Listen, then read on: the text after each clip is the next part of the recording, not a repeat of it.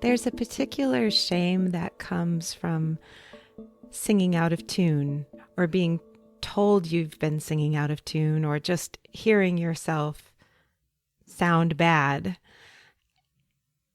And it's the kind of shame that can make you not want to sing out at all because you don't want other people to hear you. And it can prevent you from joining a chorus, auditioning for something, or probably even more importantly, getting help.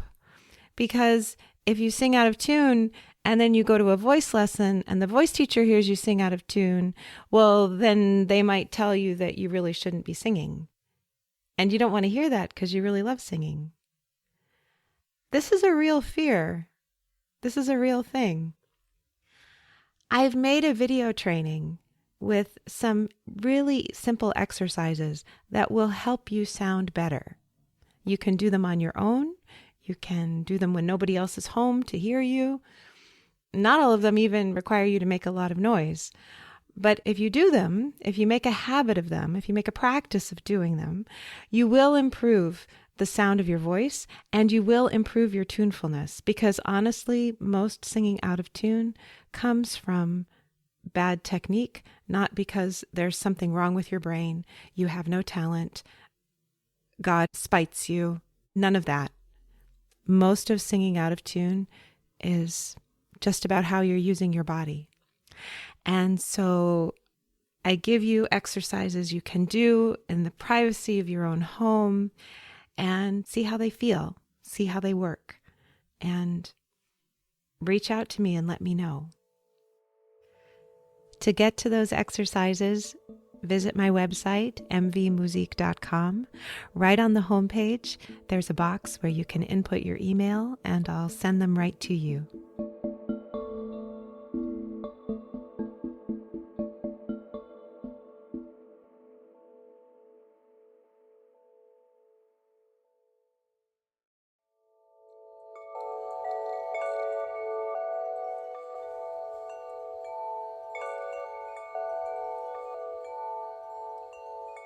Your voice is unique to you.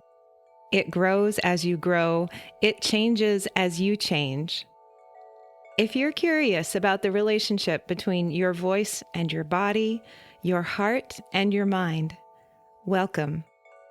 My name is Michèle Voillequé, and I can't wait to hear you.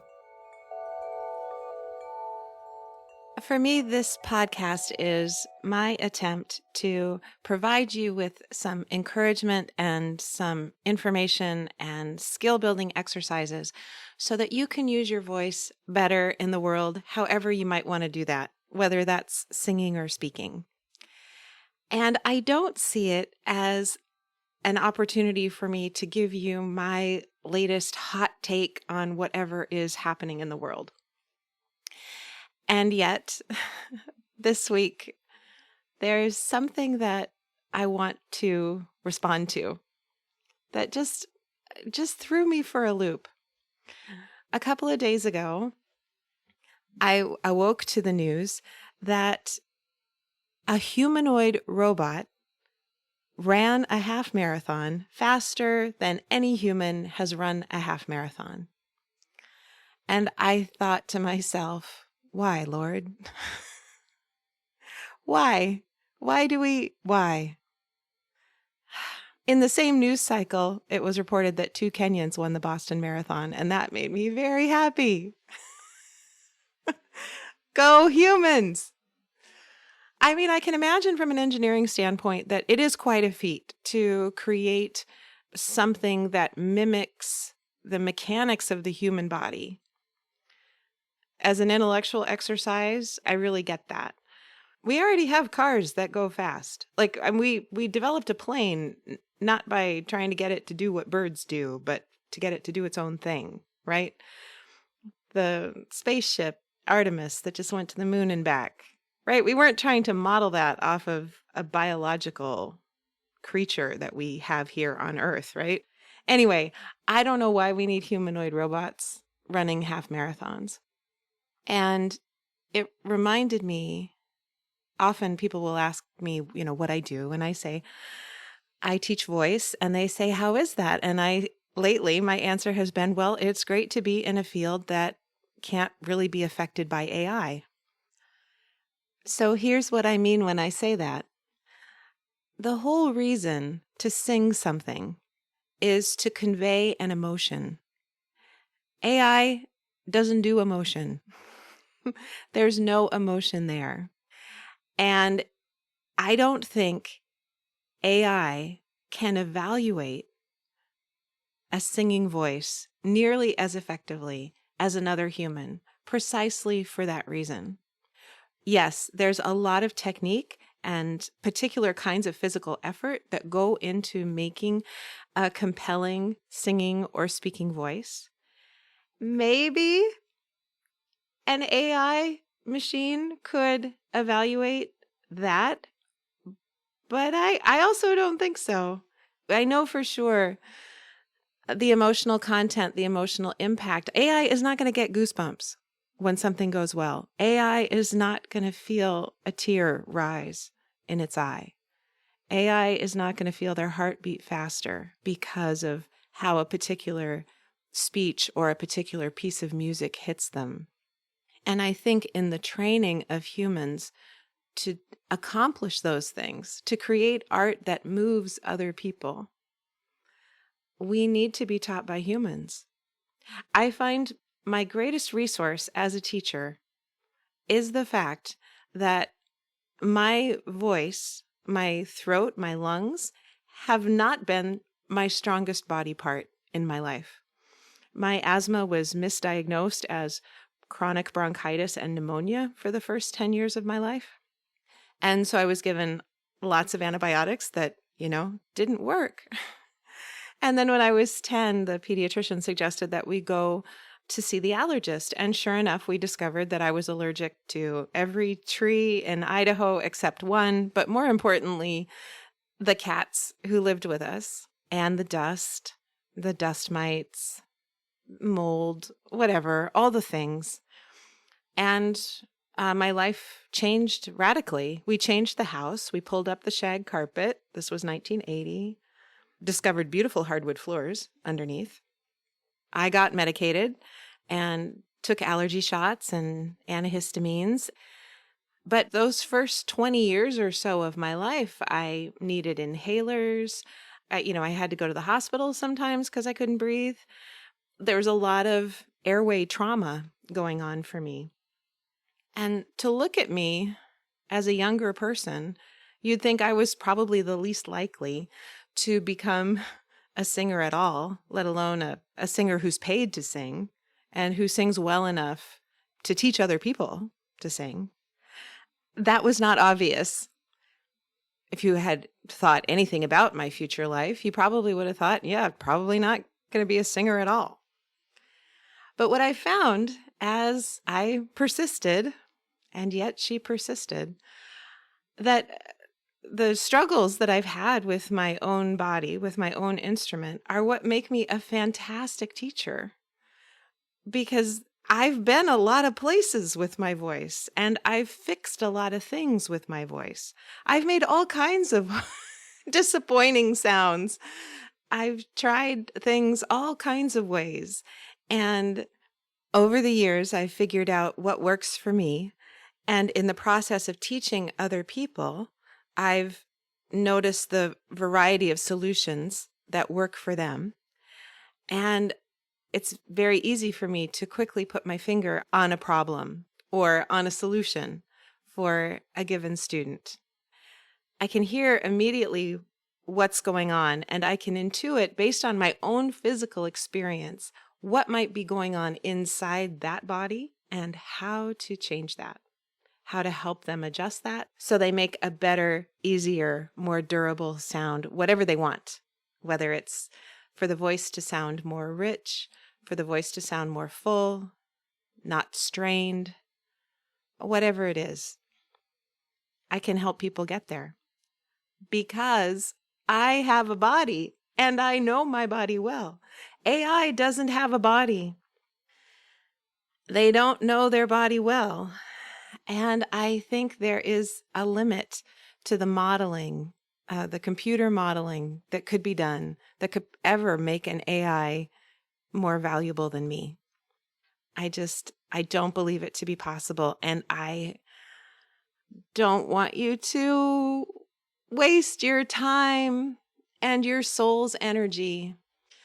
I don't even know if it's possible to sing for ChatGPT and ask what it thinks, but I have a feeling that's probably coming. Don't do that. Please don't. The main reason to sing a song rather than just to recite the lyrics like a poem is to convey emotion, to give somebody goosebumps, to make somebody else feel something. And we do that by elongating the vowels. And that's what carries the melody, and that's what makes a song.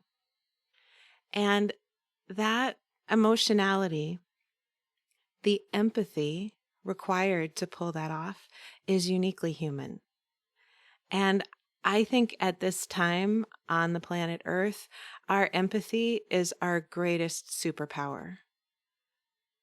I think the more we can reach out with honest emotion and sincere desire to connect, I think that's what's going to save us. Part of the journey of being a singer for me has been learning how to pay exquisite attention to my emotions and how they affect my body. I have shoulders that hold up the weight of the world, and they have been this way since I was in high school, probably. And I think it's at the point where I think they might never let go. Like there's always a degree of tension there that's like higher than normal. And then they can get really tense and then they can be a little bit more relaxed. But my shoulders just are doing a lot of work for no good reason. And I've just learned to notice that, live with it. It's no longer a problem. It's sort of a feature of me now. But I have learned to notice when they're worse than other times and like what feelings contribute to that, what stress contributes to that, how that happens. So that's sort of at a macro level of how I'm able to notice anxiety, stress, emotions in my body. One of the first places I look is my shoulders. You might have your own favorite body part if it's not your shoulders. For lots of people, it's their stomach, it's their gut. It's either in how they are able to process food or just in how the muscles of the stomach feel as their place for holding anxiety. But at a micro level, what emotions feel like in this very moment and how they affect my instrument. If I'm particularly happy, all of a sudden I'll feel a rush in my chest, like I'll feel an ease in my breathing and maybe even a little more opening in my throat. And if I'm sad, I will feel suddenly a collapse in my throat, a collapse in my chest. And it's very subtle. I think if you were looking at me, you might not see my body register it all the time. The movement, the change can feel very subtle. And because I sing in church a lot and worship services are full of emotion, I get to practice nearly every week, noticing an emotion and acknowledging it, maybe not being able to process it immediately, but at least noticing it, acknowledging it, and noticing the effect it's having on my vocal instrument, on my body, so that I can sing well. I still have to sing. Sometimes when we're having a particularly strong feeling, we can bow out of stuff. Like we don't have to raise our hand. We don't have to say anything. We don't have to sing the song. We can just notice the emotion and not ask ourselves to perform. Singing in a worship service as a worship leader, as a song leader, that isn't an option. My voice needs to work regardless of how I'm feeling. And indeed, most of the time, higher than 95% of the time, it works. Let me give you a specific example of what I'm talking about. So it's my job to help the congregation sing the hymns. So I'm standing down front and I'm singing as an example, and the rest of the congregation sings along. I'm singing into a microphone, they're not. It's important that what goes into the microphone, because it's going to be amplified, it's important that that be good, right? We agree. So that's the situation. And there is a part of the worship service that is a meditation, followed by what we call a pastoral prayer. So there's a book that people can write in before the worship service starts of joys and sorrows, things that they want lifted up in the worship service for the community to know. And it's not always possible to know in advance what's going to be in the joys and sorrows, right? Sometimes people arrive at church with fantastic news. Sometimes they arrive at church with really devastating news, and it gets written in the book, and then it gets announced, included as part of the pastoral prayer. And immediately following the pastoral prayer is a hymn. In the church where I'm working, the congregation remains seated and sings, but the song leaders come up and sing into the microphones as usual to support the congregation. The congregation may sing a lot and sometimes hardly at all. Like that middle hymn, the hymn that follows the meditation, sometimes can feel more like we're singing to the congregation rather than we're all singing together. It really depends on the day and the mood and the vibe of whatever's going on. So you can imagine that when there is a death announced in the pastoral prayer and the musicians don't get to know about it ahead of time, maybe because the minister didn't know because it was just written in the book, right? I have about 30 seconds to respond to the news, to take in the news, and figure out how to sing anyway. That's a skill that I've developed over years and years of working in the church and knowing that that's a possibility. Knowing that we don't know what's going to happen in the pastoral prayer. And we just have to be ready for anything and I don't steel myself against it, but I just know that this singing may be harder than I expected. And it's harder maybe 5 or 7 times a year. I feel like it's not harder more than once a month. And I think it's a little less than that. But that's what I mean by learning to pay exquisite attention to my emotions and how they affect my body.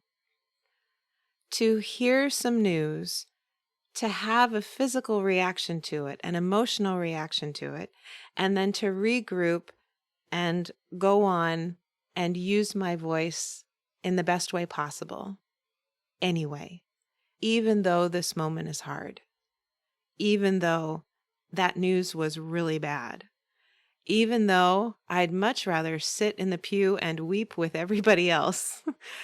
But that's not my moment. That's not my job right now. That's not what I'm there for. I'm in the worship service to help other people find their voices and to comfort them when they need comforting.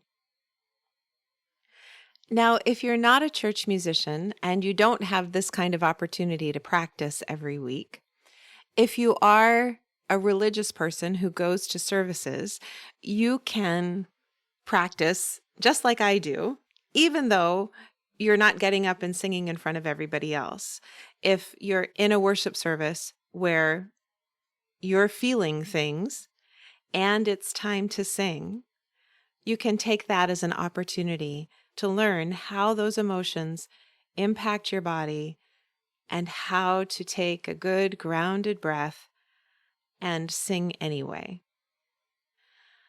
If you're not a religious person, you're not finding yourself in a worship service ever, what this can look like is noticing your own joys and sorrows throughout the day and just take a breath and feel where they register in your body. Do you feel your throat clench? Do you feel your jaw tighten? Do you feel your stomach clench? Do you feel your shoulders go up around your ears? Do you feel your butt clench? Do your feet try to grab the floor? There are all kinds of ways we somaticize, we feel, we register emotions in our body. Without the thought that you're going to sing at all, you can start to become attuned to how your emotions take up residence in your body. This might be easiest if you're watching television, if you're watching some kind of film, program, news, something, and you notice yourself have an emotional reaction. Why I make this suggestion is because when we're watching television, or whatever we call that now, when we're watching something on a screen, it's a confined space and time, right? You can go to YouTube, for example, pull up the PBS NewsHour, and start to watch the news. It doesn't have to be today's news. It could be any news. Like all of the episodes are there. You can go back, just pick a random day from last month sometime or 3 years ago and watch the news and notice what emotions come up. What do you feel in your body? And if you want to skip the news itself, usually at the end, toward the end of the program, there is something about arts and culture, or there's some kind of human interest story. And that's a great way to notice what it is to start to feel ready to cry or to cry. You can start to notice, oh, I'm having this emotion, and now these changes are happening in my body. And if you really do start crying, now singing is probably impossible. It's very difficult to sing and cry at the same time. They just work against each other. If you're interested in this work, I would start there. I would start with intentionally watching something for entertainment, but with the intention of noticing your emotions. Approach it in that kind of a scholarly, investigative way. So it's not purely entertainment, but if you're bored by what you're watching, you're probably not going to feel anything. That's how I would begin. And I think it's for a later episode to talk about how then to practice singing, given that you're having an emotion now. Now what do I do? I'd really rather sit and cry, but I have to sing, pretending that that's your circumstance, that's your situation, your occasion to rise to. I'll talk about that in another episode. Anyway, this all comes back, I hope you can hear that making art, making music is a fundamentally human project. It's a fundamentally emotive project and connecting project. We're singing or speaking because we're trying to reach someone else. We're trying to pull on someone else's heartstrings. We're trying to engage their mind, bring them into the conversation, bring them closer to us. And we're doing that with our human emotion. And that is something that AI cannot touch. I really hope this is helpful. Thank you so much for listening.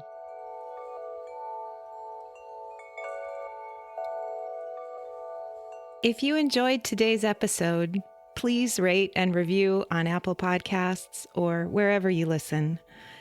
Every positive review helps new people find the show. Subscribing ensures you'll learn about new episodes as soon as they come out. If you have a question about singing or speaking or being, please send me an email at letters@mvmusique.com.